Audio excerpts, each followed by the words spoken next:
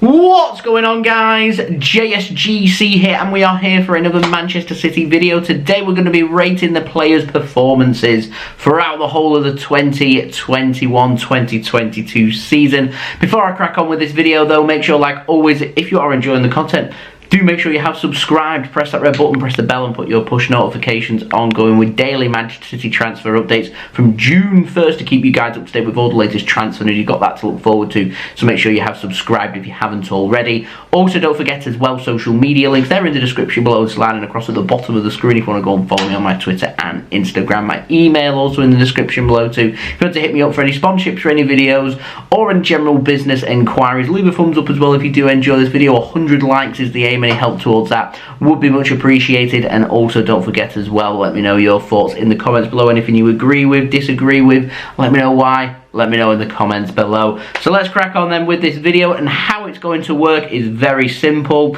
I'm going to say each player, I'm going to give them a score, how I think they performed overall throughout the season out of 10, and then just give a couple of comments really on every single player. Yeah, just going to go through the team, and then at the end I'm just going to say which players I'd keep, which players I'd let go and why, and then also tell you which players I'd like Manchester City to bring in as well. So let's start first then with the goalkeepers. We're going to start off with Manchester City's number 1, and that is Ederson, and I've given him an 8 out of 10. We're starting with a bit of controversy here. Factual, he is the Golden Glove winner in the Premier League. However, I do feel like with him scoring 2 below a perfect score of 10, he can improve. He's not had the best of ends to the season for Manchester City, and surprisingly for Ederson, playing 49 games, he has got no assists, which is surprising.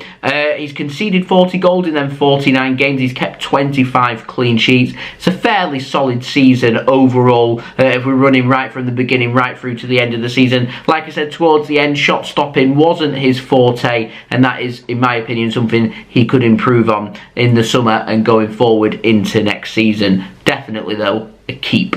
Now, moving on, Zac Steffen, Manchester City's backup goalkeeper, Manchester City's number 2, whatever you want to call it. Now, I've rated his season as a 5 out of 10. Now, that might sound really harsh. However, he hasn't played too many games. He's made 9 appearances for Manchester City, conceding 10 goals and keeping a couple of clean sheets in all competition. Now, firstly, I will say he is a player I'd keep. I think he is a quality goalkeeper, and if he was to be given a run of games to Manchester City, so if Ederson picked up an injury, I'd be very confident that Steffen could do a very good job for Manchester City. However, I do still think there is room for improvement there for Steffen, and I certainly think I'm backing him anyway for Steffen to be able to pick himself up from the disappointment of his performance in the FA Cup semi-final, where I thought, if I'm going to be frank here, I'm going to be brutal, I thought he had a woeful game for Manchester City in that game, but I'm backing that to be a one-off. I think he's a quality goalkeeper. I think he'll bounce back,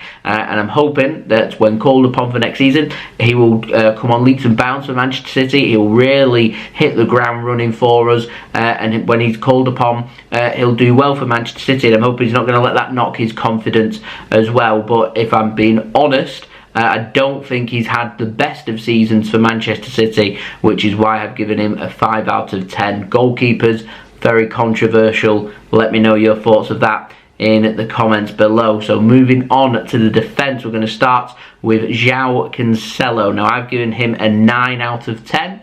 Could have given him a 9.5 out of 10. Not quite a 10 out of 10. 52 appearances for City, 10 assists, 3 goals. He's just been excellent for Manchester City, and he's been excellent when covering at left back, so much so that I think Joao Cancelo now is considered a left back at Manchester City rather than a right back. Now, there has been a couple of games where I thought the game didn't really suit Joao Cancelo, and he was pretty ineffective for Manchester City, but the large majority of the time he's been absolutely superb for Manchester City, and a 9 out of 10 is a very good score. And the same can be said for Kyle Walker as well. I'd keep Cancelo, by the way, and I'd keep Kyle Walker as well. I've also given him a 9 out of 10. I just feel like he's one of the most underappreciated players that Manchester City have. Not by the Manchester City fans, but by neutrals that watch Manchester City. I just don't think there's enough appreciation out there for how good Kyle Walker is. And we miss him in big games. When Kyle Walker isn't there, you notice. Saw that at the Bernabeu. It's a prime example. Kyle Walker's on that pitch. He's brilliant. He deals with a brilliant player in Vinicius Jr. Keeps him quiet all game. Manchester City's defence looks calm,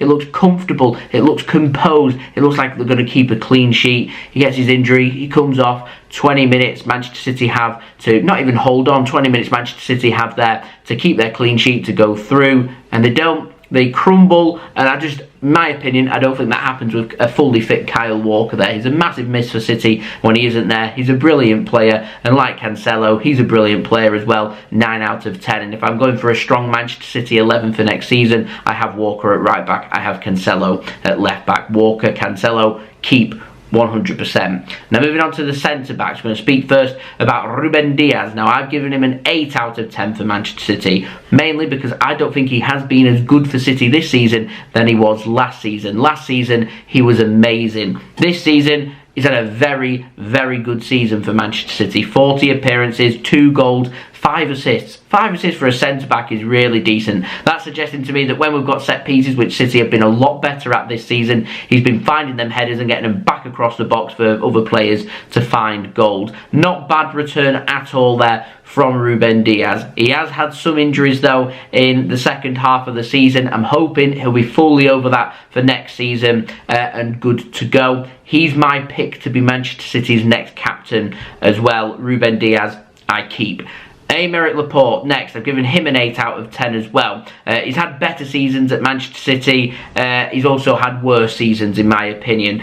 So I think this season that he's had in particular was somewhere in the middle, a solid 8 out of 10. I was particularly impressed when there was an injury to Diaz during the February-March period. He formed a really good partnership with him and John Stones, and they were playing a lot of games together. They formed a really good partnership, and our defence looked really settled with them two in it. So Aymeric Laporte to me has had a good season for Manchester City, making 44 appearances, scoring 4 goals, not getting an assist.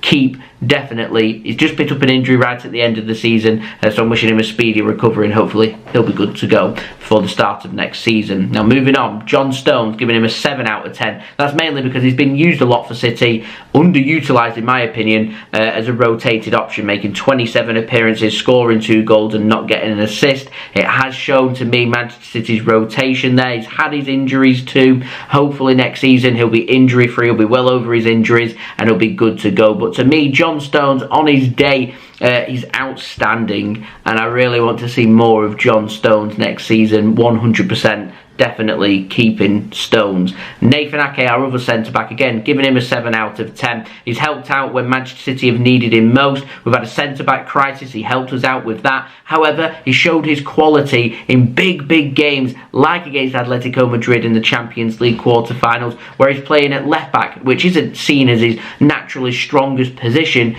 yet he was brilliant. He was absolutely outstanding, and this just shows the squad depth Manchester City have at the back. And it's just a shame towards the end of the season we had injuries to quite a few players at the back that we didn't really get to showcase defensively just how strong we can be. But like John Stones, Ake's made 27 appearances, he's got 3 goals for City with no assists, and Nathan Ake is another player that I keep. Now looking at left backs, also already covered Joao Cancelo. Not going to be covering Benjamin Mendy for obvious reasons, so we are going to speak about Oleksandr Zinchenko. I'm giving him a 6 out of 10. 28 appearances, not getting a goal and 4 assists.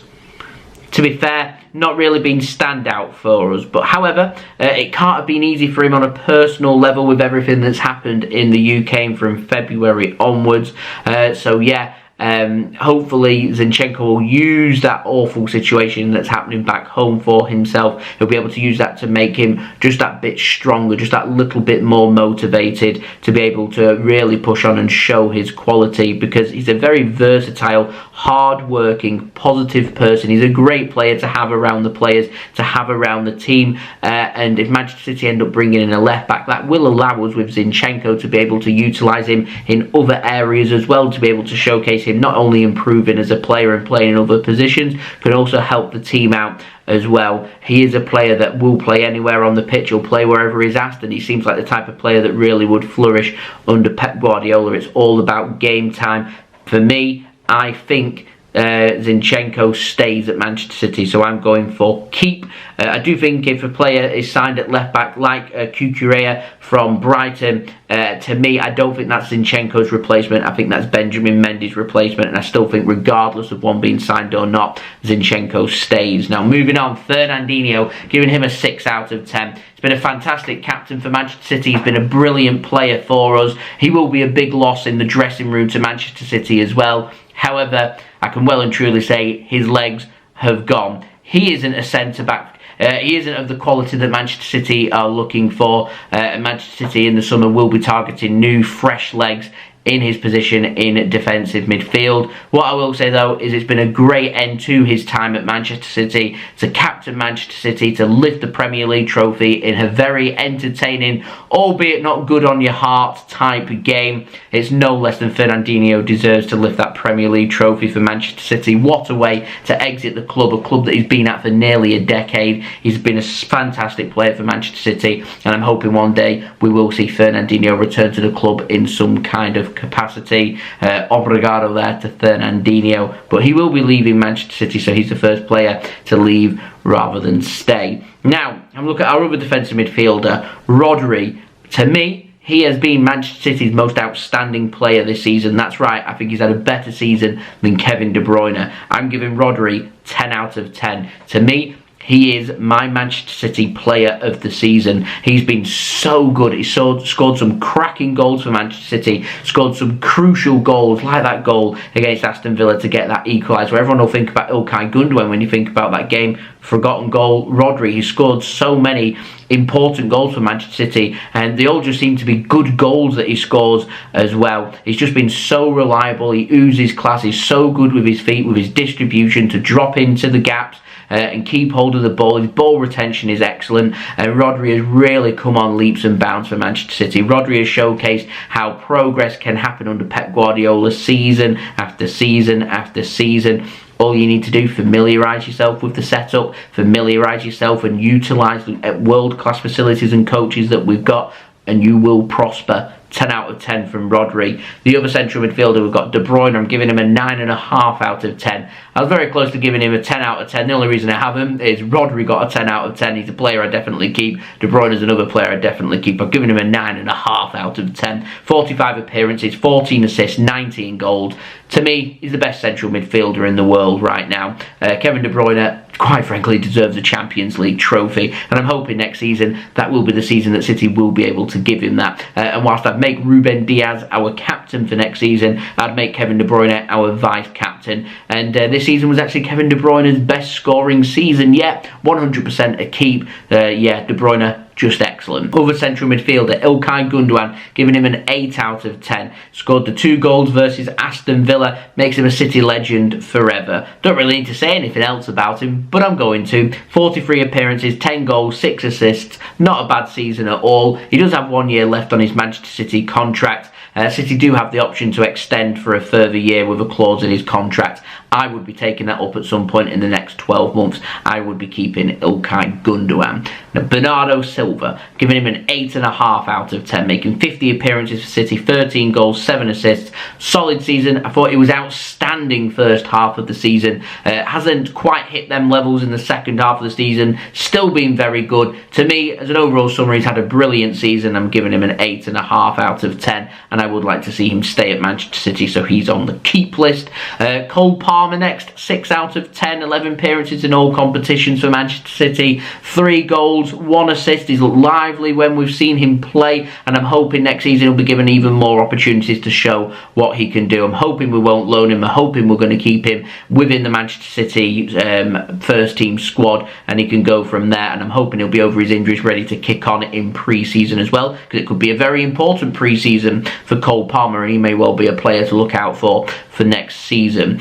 Speaking of another Manchester City Academy player, Phil Foden. He's had a very good season for City. To me, his best season that he's had for City so far, giving him an 8 out of 10, 45 appearances, 14 goals, 11 assists. So good, solid season by a player who just oozes class like Phil Foden. I'm hoping we're going to see some excellent link-up play next season between him and Julian Alvarez, and of course Erling Haaland as well. Alvarez fresh from his 6 goals in a game for River Plate. Erling Haaland's a brilliant striker. I'm excited to see them stats skyrocket next season for Phil Foden. I'm looking forward to seeing what partnership he can form with our attackers as well. Now moving on, Jack Grealish. This is interesting. I've given him just a 6 out of 10. 39 appearances, 6 goals, 4 assists. To me, that is nothing standout. He's not been as good for us as what he was for Aston Villa. He hasn't had the impact for us as what he had at Aston Villa either. But as I was speaking about with Rodri, I could say the same about Joao Cancelo. Sometimes it takes players at Manchester City under Pep Guardiola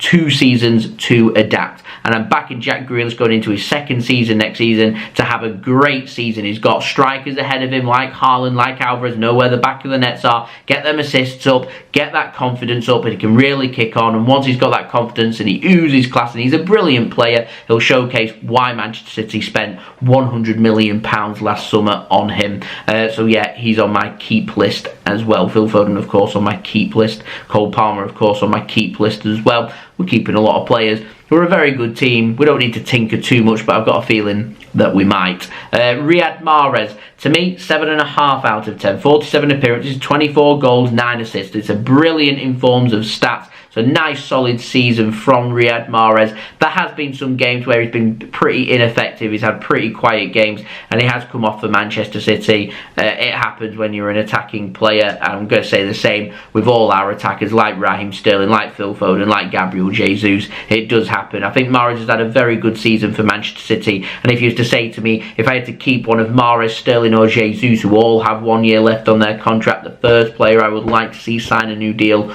would be Riyad Mahrez. His stats speak for themselves. He's a brilliant player. He's a player I'd like Manchester City to keep by any means necessary, and I'm hoping he will sign a new contract and we will get that sorted. He is 31. I still think he's got plenty to offer. I still think he's got a good 2 or 3 seasons left in him at the very least. He might even fancy, if he does want to leave Manchester City, one last dance with another European giant. It probably won't be in the Premier League, but it could be in Germany, in Italy, in France, in Spain, or wherever he wants to go. And so we'll see what happens with regards of his contract, but I'd like to see Mahrez stay. Raheem Sterling, giving him a 7 out of 10. He's had a pretty good season. 47 appearances, 17 goals, 9 assists. Again, not a bad return. I don't think Raheem Sterling's had a standout season. I certainly don't think it's been Raheem Sterling's best season at Manchester City, and I can see with the things happening, him potentially not signing a contract at Manchester City, and if that is the case, he could well leave. There is interest in him, so we'll see what happens with regards to that. But if it is possible for us to get him on a new deal, I would like to see us get him on a new deal. Like Foden, he's going to be linking up with players like Alvarez, like Haaland. It'll get the assists up, it'll get the attacking play up, it'll keep defenders busy, so it will give space for players like Raheem Sterling. We all know he can be a very frustrating player, but I also think he's a very good player. He's very good at finding space, he's very good at getting into some good positions, and as always with Raheem Sterling, you've got to take him with what he is.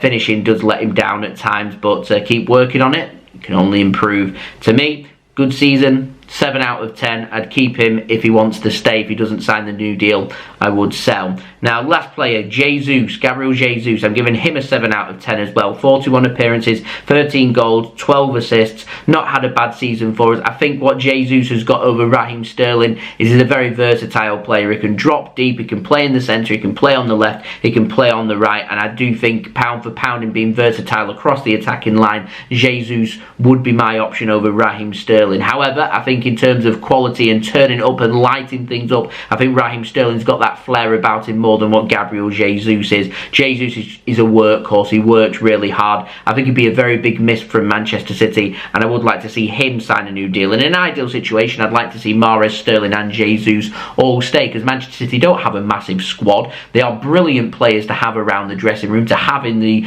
starting 11, and to have around the squad as well, to really help Manchester City prosper, and these players do help. happen. If these players are to leave, it does mean City have to sign somebody else to replace these players. And I'm not a real fan of just replacing players for the sake of replacing them because you think that they should be replaced. These are good players. Why do unnecessary bits of transfers? Address areas in the squad that we know need to be addressed. We know we need a striker. We've got that done. We know we need a left back. Get that done. We know Fernandinho's leaving. Get that done. They're the priorities. Once that's done, have a look at the squad. Have a look at which players won't sign new contracts, who wants to leave, and then go from there.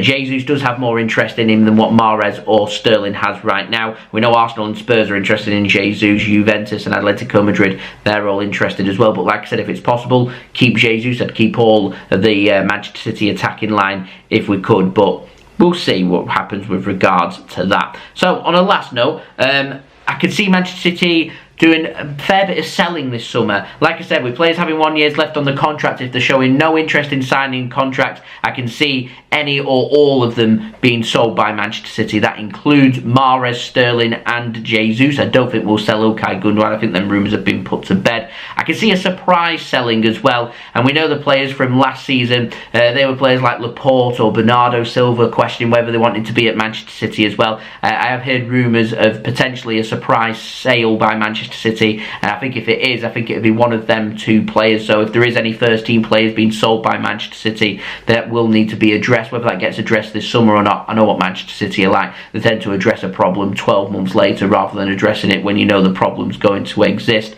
So ideally, if that is to happen, I can see Manchester City going out there and signing 4 or 5 players. I think realistically it's probably going to be 3 or 4 rather than 4 or 5, but we'll see. We have already got a couple of transfers done. That does include Alvarez and Erling Haaland, 2 brilliant signings from Manchester City, so the attacking line, that's all sorted for as of right now. I can see us going for a central midfielder and a left back being the players that City will look at, and then if there is a Laporte or a Bernardo Silva to be sold, we might look at that this summer. If not, we run out of time. I can see us looking at it maybe in January. Probably not, probably be next summer instead. But I think City are going to look to try and freshen things up in their team, get fresh young legs in there to try and help us do something we've not done before, and that is to become 3 times consecutive Premier League champions and try and win our first ever Champions League trophy. And the current squad that we've got, we know it needs freshening up, and that's what City are going to look to try and do in the summer. So there we go, they're my player performance ratings. Let me know your thoughts in the comments below. Don't forget as well to leave a thumbs up if you do enjoy this video. 100 likes once more is the aim. Also, don't forget as well, if you haven't already, do subscribe. Press that red button, press the bell and put your push notifications on. Going to be doing daily Manchester City transfer updates from June 1st every single day to keep you guys up to date with the latest Manchester City transfer news on YouTube. So make sure you have subscribed with the bell press to put your push notifications on to be notified immediately for when I do upload. Social media links, they're in the description below and sliding across at the bottom of the screen if you want to go and follow me on my Twitter and Instagram. My email also in the description below too if you want to hit me up for any sponsorships for any videos or any general business inquiries. And I'll see you all again this weekend with another video. We're going to do a season review, looking at all the games where things went well, where things went wrong, what my thoughts are, and that will be the conclusion to the 2021-2022 season. And I cannot wait for the 2022-2023 season. But first and foremost, we're going to conclude this and then move on to the daily transfer videos, and I know you guys cannot wait. Subscribe if you haven't already. I've been JSGC. Thank you everyone for watching. I hope everyone is safe and well. Peace. Ciao for now.